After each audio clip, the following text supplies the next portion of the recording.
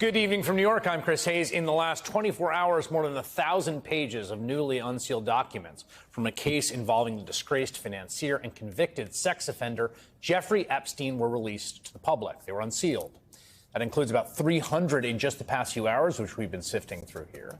And journalists, both in our news organization and all over, have been poring over those documents. And I have to say, so far, we've not learned much that we did not already know, despite the tantalizing promise there would be some big reveal.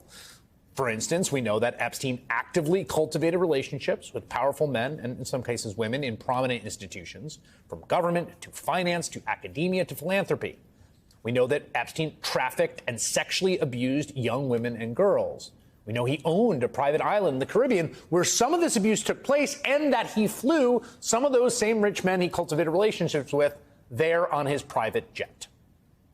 But the lack of some big bombshell revelation in the new documents has not stopped Fox News and others in right-wing media from going absolutely all in on this story.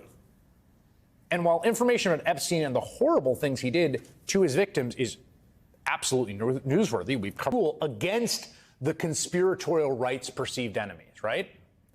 And I have to say, it is really just so unbelievable that Fox News, Republicans, conservatives have made Jeffrey Epstein, the focal point of their worldview about who the bad guys are in society. Because let's just look at the facts here.